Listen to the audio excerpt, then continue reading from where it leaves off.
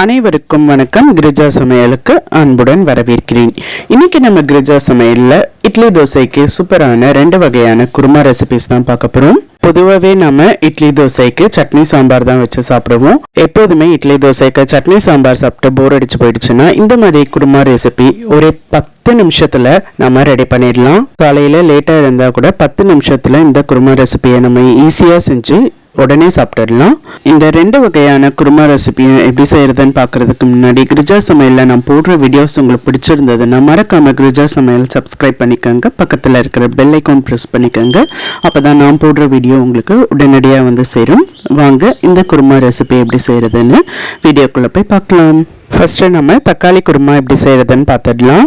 இதுக்கு நம்ம அரைக்கக்கூடிய பொருள்லாம் பார்த்துடலாம். 1/4 கப்ல இருந்து 1/2 கப் அளவு தேங்காய், நீங்கள் ஆட்களுக்கு ஏற்ற மாதிரி எடுத்துக்கோங்க. 4 பேர் தாராளமாக சாப்பிடலாம். 1/4 கப் அளவு தேங்காய் ஒரு மிக்ஸி ஜாரில் சேர்த்துக்கோங்க. கூடவே 3 பச்சை மிளகாய் சேர்த்துக்கோங்க. பச்சை மிளகாய் கம்மியாகவே சேர்த்துக்கோங்க, ஏன்னா நம்ம இதில் மிளகாத்தூள்மே சேர்ப்போம்.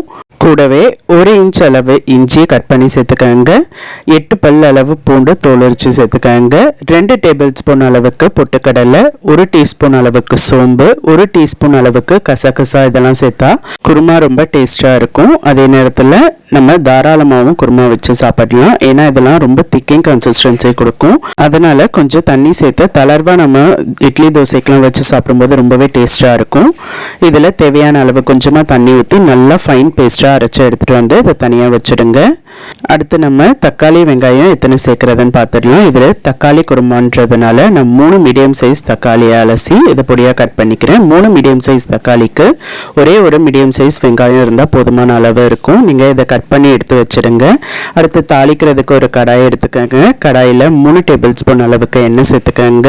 2லிருந்து 3 டேபிள் ஸ்பூன் அளவுக்கு தேவையான அளவு எண்ணெய் சேர்த்துக்கோங்க. கொஞ்சமாக தாளிக்கிறதுக்கு பிரியாணி இலை, பட்டை, கிராம்பு, ஏலக்காய் இதெல்லாம் நம்ம சேர்த்துக்கிட்டா நல்லா வாசமாக இருக்கும். அதனால் இது குருமான்றதுனால இந்த வாசம் தரக்கூடிய பொருள்லாம் நீங்கள் தாளிக்கிறதுக்கு சேர்த்துக்கோங்க. இதெல்லாம் பொரிஞ்சு வந்ததுக்கு பிறகு ஒரே ஒரு மீடியம் சைஸ் வெங்காயம் கட் பண்ணி எடுத்து வச்சிருந்தோம்ல, அது பொடியாக கட் பண்ணிக்கோங்க. அதையும் சேர்த்துக்கோங்க. வெங்காயம் நல்லா கண்ணாடி பதம் வர அளவு நல்லா வதங்கட்டும். அது வரை நல்லா வதக்கிக்கோங்க அந்த எண்ணெயிலேயே. வெங்காயம் நல்லா வதங்கிட்டதுக்கு அப்புறமா நம்ம கட் பண்ணி வச்சிருந்த தக்காளியை சேர்த்துக்கலாம். தக்காளி நல்லா பொடியாக கட் பண்ணி சேர்த்துக்கோங்க. அப்போ தான் நமக்கு வதங்குறதும் ஈஸியாக வதங்கும், சீக்கிரமாகவும் வதங்கிடும். தக்காளி சேர்த்து தக்காளி வதங்குறதுக்கு தேவையான அளவு உப்பு சேர்த்துக்கலாம். உப்பு சேர்த்து வதக்கும் போது தக்காளி சீக்கிரமாக நல்லா குழைய வதங்கும். அதுக்காக நம்ம உப்பு சேர்த்து வதக்கிக்கலாம். தக்காளி நல்லா வதங்கிட்டதுக்கு அப்புறமா நம்ம மிளகாத்தூள்லாம் சேர்த்துக்கலாம். இதில் 1 டீஸ்பூன் அளவுக்கு மிளகாத்தூள், வெறும் மிளகாத்தூள் சேர்த்துக்கோங்க. கூடவே மஞ்சத்தூள் 1/4 டீஸ்பூன் அளவுக்கு மஞ்சத்தூள் சேர்த்துக்கோங்க. நம்ம ஏற்கனவே அரைக்கும் போது பச்சை மிளகாய் சேர்த்துருக்கோம், அதனால மிளகாத்தூள் நீங்கள் பார்த்தே சேர்த்துக்கோங்க. இது கூடவே 1 டேபிள் ஸ்பூன் அளவுக்கு தனியாத்தூள் சேர்த்துக்கோங்க. சேர்த்து மசாலாவுடைய பச்சை ஸ்மெல்லாம் போகணும், அது வரை நல்லா வதக்கிக்கோங்க. இந்த எண்ணெயிலேயே 2-3 நிமிஷம் நல்லா வதக்கிக்கோங்க. அப்படி எண்ணெய் நீங்கள் கம்மியாக ஊற்றிருந்தீங்கன்னா மசாலாவுடைய பச்சை ஸ்மெல்லாம் போகிற அளவு வதக்க முடியாது. கொஞ்சமாக தண்ணி தெளிச்சாவது வதக்கிக்கோங்க, அப்போ தான் நல்லா வதங்கும். 2-3 நிமிஷம் மசாலாவுடைய பச்சை ஸ்மெல்லாம் போனதுக்கப்புறமா நல்லா வதக்கி விட்டதுக்கப்புறமா நம்ம அரைச்சி வச்சுருந்த தேங்காய் விழுது இருக்குல்ல, அதை நம்ம சேர்த்துடலாம். அரைச்சி வச்சுருந்த தேங்காய் விழுதை சேர்த்துக்கோங்க. தேங்காய் விழுதை சேர்த்து நல்லா ஒரு முறை கலந்து விட்டுருங்க. கலந்து விட்டதுக்கப்புறமா நம்ம மிக்ஸி ஜார்லையே தண்ணி தேவையான அளவு சேர்த்துக்கலாம். ஃபஸ்ட்டு கொஞ்சமாக நீங்கள் தண்ணி சேர்த்துக்கோங்க. இந்த மிக்ஸி ஜாரை அலசி கொஞ்சமாக தண்ணி சேர்த்துக்கோங்க. தண்ணி சேர்த்து ஒரு முறை நல்லா கலந்து விட்டுருங்க. இதை கலந்து விட்டதுக்கப்புறமா தேவைப்பட்டதுன்னா நம்ம இன்னும் கொஞ்சம் தண்ணி சேர்த்துக்கலாம். உங்களுக்கு சப்பாத்தி பூரிக்கெல்லாம் சாப்பிட்றீங்கன்னா இந்தளவு திக்காக இருக்கும்போது நீங்கள் குருமாவை கொதிக்க வச்சு இறக்கிக்கோங்க. இட்லி தோசைக்கெல்லாம் இன்னும் கொஞ்சம் தளர்வாக இருந்தால் தான் நல்லாயிருக்கும். அதனால நான் இன்னும் கொஞ்சம் எக்ஸ்ட்ரா தண்ணி சேர்த்துக்கிறேன். ஏன்னா நம்ம இதில் பொட்டுக்கடலை, கசகசா இதெல்லாம் சேர்த்துருக்கிறதுனால சீக்கிரமாகவே நமக்கு கெட்டியாகிட்டு வந்துடும். அதனால் கொதிக்கிறதுக்கு தேவையான அளவு நீங்கள் தண்ணி சேர்த்துக்கோங்க. தண்ணி சேர்த்ததுக்கப்புறமா உங்களுக்கு உப்பு, மிளகாத்தூள் தேவைப்பட்டதுன்னா நீங்கள் டேஸ்ட் பண்ணி பார்த்துட்டு நீங்கள் சேர்த்துக்கோங்க. சேர்த்து இது நல்லா ஒரு கொதி வரட்டும். தேங்காய் சேர்த்து அதிக நேரம் நம்ம கொதிக்க வைக்கக்கூடாது. அதனால் பச்சை ஸ்மெல் போகிறதுக்கு ஒரு 7லேருந்து 8 நிமிஷம் நீங்கள் கொதிக்க விட்டு இறக்கினாலே போதும். நல்லா ஒரு கொதி வந்ததுக்கு பிறகு பொடியாக கட் பண்ணி வச்சுருந்த கொத்தமல்லி வாசத்துக்காக சேர்த்துக்கோங்க. இந்த குருமாவுக்கு ரொம்பவே டேஸ்ட்டாக இருக்கும். கொத்தமல்லி சேர்த்து ஒரு முறை நல்லா கலந்து விட்டுட்டு அடுப்பை அணைச்சிடலாம். நம்ம சுட சுட இட்லிக்கு இந்த குருமா ஊற்றி சாப்பிடும்போது 10 இட்லி கூட நம்ம ஈஸியாக தாராளமாக சாப்பிட்டுடலாம். ரொம்பவே டேஸ்ட்டாக இருக்கும். நீங்களும் இந்த ரெசிபியை உங்கள் வீட்டில் ட்ரை பண்ணி பாருங்கள். அடுத்து நம்ம தோசை இட்லிக்கு வேறு ஒரு குருமா ரெசிபி, பொட்டுக்கடலை குருமா ரெசிபி எப்படி செய்கிறதுன்னு பார்த்துடலாம். இதுக்கு நம்ம அரைக்கிற பொருள்லாம் பார்த்துடலாம். 1/2 கப் அளவுக்கு துருவி வச்சுருந்த தேங்காய் சேர்த்துக்கோங்க. 3 டேபிள் ஸ்பூன் அளவுக்கு பொட்டுக்கடலை எடுத்துக்கோங்க.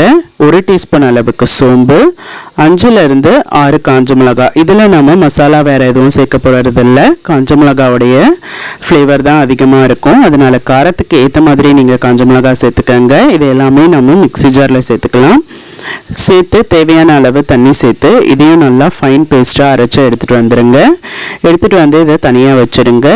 அடுத்து நம்ம தாளிக்கிறதுக்கு ஒரு கடாயில் எண்ணெய் சேர்த்துக்கலாம். 2 டேபிள் ஸ்பூன் அளவுக்கு 2லேருந்து 3 டேபிள் ஸ்பூன் அளவுக்கு எண்ணெய் சேர்த்துக்கோங்க. எண்ணெய் சேர்த்து தாளிக்கிறதுக்கு பட்டை, லவங்கம், கிராம்பு இதெல்லாம் உங்களுக்கு என்ன ஃப்ளேவர் அதிகமாக உங்களுக்கு பிடிக்குமோ இது எல்லாமே நீங்கள் சேர்த்து தாளிச்சுக்கலாம். இதெல்லாம் சேர்த்தாதான் குருமாவுக்கும் நல்லா வாசமாக இருக்கும்.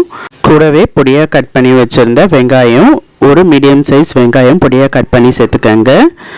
சேர்த்து இதை நல்லா வதங்கட்டும். கண்ணாடி பதம் வர அளவு நல்லா ஒரு நிமிஷம் நல்லா வதக்கிக்கோங்க. வெங்காயம் நல்லா வதங்கினதுக்கப்புறமா ஒரு மீடியம் சைஸ் தக்காளியை பொடியாக கட் பண்ணி அதையும் சேர்த்துக்கோங்க. நாம் இதை பொட்டுக்கடலை குருமான்றதுனால ஒரு வெங்காயம் ஒரு தக்காளி போதுமானதாக இருக்கும். அது ஃபஸ்ட்டு நம்ம செஞ்சது தக்காளி குருமா, அதனால தக்காளி அதிகமாக சேர்த்துட்டோம். தக்காளி வதங்குறதுக்கு தேவையான அளவு உப்பு சேர்த்துக்கோங்க. உப்பு சேர்த்து வதக்கும் போது தக்காளி சீக்கிரமாக வதங்கி வந்துடும். தக்காளியை நல்லா வதங்கினதுக்கு அப்புறமா இதில் கொஞ்சமாக மஞ்சள் தூள் மட்டும் நம்ம சேர்த்துக்கலாம். வேற எதுவுமே நம்ம சேர்க்க வேண்டாம். ஏன்னா காஞ்ச மிளகாய் நல்லா காரமாக தான் இருக்கும். அதனால காஞ்ச மிளகாவே நம்ம 6 காஞ்ச மிளகாய் சேர்த்து அரைச்சிருக்கோம். இப்போ தக்காளியும் நல்லா வதங்கிட்டதுக்கப்புறமா நம்ம அரைச்சி வச்சுருந்த தேங்காய் விழுதை சேர்த்துக்கலாம். தேங்காய் விழுதை சேர்த்துட்டு மிக்ஸி ஜார்லேயே கொஞ்சமாக தண்ணி சேர்த்து அலசி அதையும் சேர்த்துக்கோங்க. தண்ணி சேர்த்து இதை நல்லா கலந்து விட்டுருங்க. கலந்து விட்டதுக்கப்புறமா நமக்கு திக்கிங் கன்சிஸ்டன்சிக்கு ஏற்ற மாதிரி உங்களுக்கு தண்ணி தேவைப்பட்டதுன்னா சேர்த்துக்கோங்க, இல்லைனா வேண்டானா விட்டுருங்க. இப்போ உப்பு காரம் நீங்கள் இந்த டைமில் டேஸ்ட் பண்ணி பார்த்துக்கோங்க. டேஸ்ட் பண்ணி பார்த்துட்டு உப்பு தேவைப்பட்டது எனக்கு, அதனால நான் உப்பு மட்டும் சேர்த்துக்கிறேன். உங்களுக்கு காரம் தேவைப்பட்டதுன்னா நீங்கள் மிளகாத்தூள் கொஞ்சமாக சேர்த்துக்கோங்க. அப்படி இல்லைன்னா பச்சை மிளகாவை 2 கீரி அதை கூட நீங்கள் சேர்த்திங்கன்னா காரம் உங்களுக்கு கரெக்டாக வந்துடும். காரமோ இல்லை உப்பு தேவைப்பட்டதுன்னா சேர்த்து கொத்தமல்லி தூவிட்டு நல்லா ஒரு முறை நல்லா கலந்து விட்டுட்டு அதுக்கப்புறமா நீங்கள் 5லேருந்து 6 நிமிஷம் கொதிக்க வச்சு இறக்கினீங்கன்னா பொட்டுக்கடலை குருமா ரெசிபியும் உங்களுக்கு சூப்பராக ரெடி ஆகிடும். நீங்களும் இந்த 2 வகையான குருமா ரெசிபியை உங்கள் வீட்டில் ட்ரை பண்ணி பாருங்கள். ட்ரை பண்ணி பார்த்துட்டு எப்படி இருந்ததுன்னு சொல்லுங்கள். பிடிச்சிருந்ததுன்னா மறக்காமல் கிரிஜா சமையலுக்கு சப்ஸ்கிரைப் பண்ணிக்கோங்க. அடுத்த கிரிஜா சமையலில் வேறு ஒரு ரெசிபியில் நான் உங்களை மீட் பண்ணுறேன். நன்றி, வணக்கம்.